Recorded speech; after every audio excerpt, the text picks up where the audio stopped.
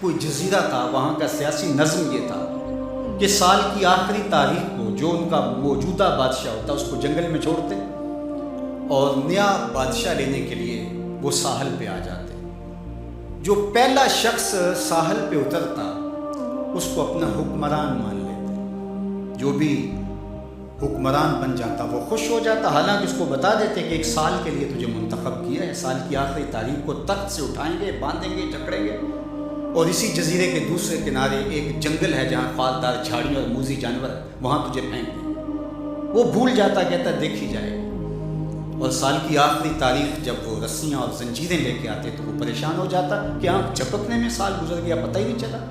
پھر روتا ہوا چیختا ہوا اس جنگل میں جاتا اور لوگ اس کو چھوڑ کے آ جاتے اور درندوں کا رزق بن جاتا، اور جو بھی آتا اس نے کبھی انکار نہیں کیا تھا۔ پہلی بار ایسا ہوا کہ جس شخص کو انہوں نے ہار ڈالے، گارڈ آف آنر دیا، تعظیم تکریم دی، سیلوٹ کیا، اس نے کہا یہ سب کیا ہے؟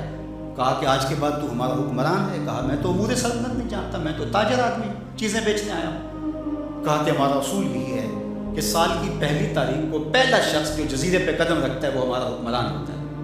اس نے کہا میں تو امور سلطنت کو نہیں جانتا، تو یہ کس طرح ذمہ داری قبول کر سکتا ہوں؟ انہوں نے کہا کہ تمہیں کرنا ہوگی، اس کے علاوہ کوئی راستہ نہیں ہے، ہمارا یہ قانون ہے، ضابطہ ہے، اور یہ بھی بتا دیں کہ سال کی آخری تاریخ کو تجھے اسی جنگل کے دوسرے کنارے چھوڑائیں گے جہاں موذی جانوروں کا رین بسیرا ہے۔ تو اس نے کہا اگر انجام اتنا دردناک اور خطرناک ہے پھر تو میں بالکل جانے کے لیے تیار نہیں ہوں۔ تو انہوں نے کہا تو چاہے نہ چاہے باندھ کے بھی تخت پہ بٹھانا پڑا تمہیں بٹھائیں۔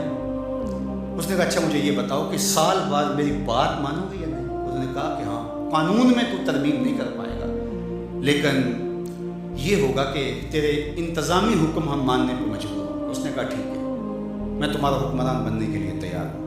رومی بولتے ہیں کہ جب بھی کوئی شخص تخت نشین ہوتا تو وہ بھول جاتا کہ میرے 7 سال کی آخری تاریخ میں کیا ہونے والا ہے۔ وہ عیش و عشرت کرتا اور یوں وقت گزارتا، سال کی آخری تاریخ آنکھ جھپکنے میں آ جاتی، لیکن یہ پہلا شخص تھا۔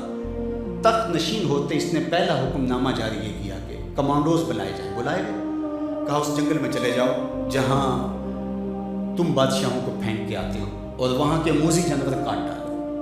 پھر بلدیہ کے ملازمین بلائے، کہا جاؤ جا کے وہاں کی جھاڑیاں کاٹو۔ پھر معمار بلائے، کہا جا کے وہاں محل تیار کرو۔ کچھ لوگوں کو بلایا، کہا جا کے وہاں پھول لگاؤ، پھلدار درخت لگاؤ، سایہ دار شجر لگاؤ۔ پوری حکومتی مشینری اس جنگل کو کٹوانے، وہاں کے موذی جانور قتل کروانے اور وہاں خوبصورت محل بنوانے، کنویں کھدوانے اور پھلدار درخت لگوانے میں صرف کر دی۔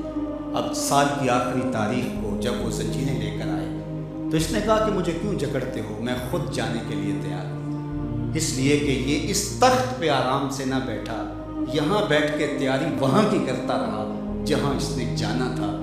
کافر اور فاسق دنیا کے تخت پہ عیش کرتا ہے، بھول جاتا ہے کہ میں نے کہاں جانا ہے، اور صالح مومن اس تخت پہ آرام سے نہیں بیٹھتا، جہاں جانا ہے اس کے لیے تیاری کرتا رہتا ہے۔ اور جب جنازہ اٹھتا ہے تو وہ کہتا ہے اجلوا بی ولا تؤخروا بی، دیر نہ کرو، مجھے جلدی لے جاؤ، میرا تو وہاں انتظار ہو رہا ہے۔ اور پھر جب وہ وہاں پہنچتا ہے تو القبر روضۃ من ریاض الجنہ، وہ جنت کے باغوں میں سے باغ بن چکی ہوتی ہے۔ وہ سارے تھور، ساری جھاڑیاں، ساری آگ اور وہاں کے سارے بھڑکتے ہوئے شعلے بجھا چکا ہوتا ہے، اپنے اعمال کے لشکر بھیج کے۔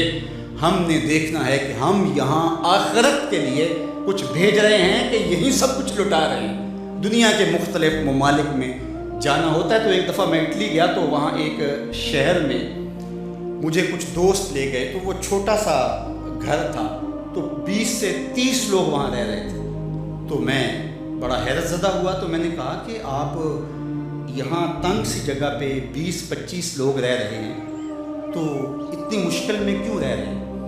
تو کوئی بڑا سا گھر خرید لیں، آسودہ رہیں۔ تو انہوں نے کہا کہ جناب آپ ہمارے علاقے میں جا کے دیکھیں، 5-5 کنال کے گھر ہم نے وہاں شروع کیے۔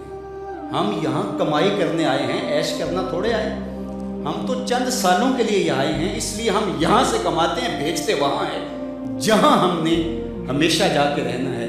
میں نے کہا یہی تو میں سمجھانے آیا ہوں، جہاں جتنا رہنا ہے وہاں کا انتظام بھی اس حساب سے کرو۔ حضور نے فرمایا کن فی الدنیا کانک غریب او عابر السبیل، دنیا میں ایسے رہو جس طرح مسافر اجنبی رہتا ہے۔ دنیا پر جینا لگا کے بیٹھ جاؤ، چند دن کے لیے آئے ہو، یہ آخرت کی کھیتی ہے، دارالعمل ہے، وہ آخرت دارالجزا ہے، تو قبل اس سے کہ وہ وقت آئے ہاتھ ملتے رہ جائیں، توبہ کا در کھلا ہے، سورج ابھی مغرب سے طلوع نہیں ہوا، اللہ کی رحمتیں برس رہی ہیں، اٹھے ہوئے ہاتھ وہ موڑتا نہیں، خالی نہیں پھیرتا، تو اس کی دہلیز، اس کا در، اس کی چوکھٹ نہ چھوڑنا، اور آج غور کرنا کہ ہم کھڑے کہاں ہیں۔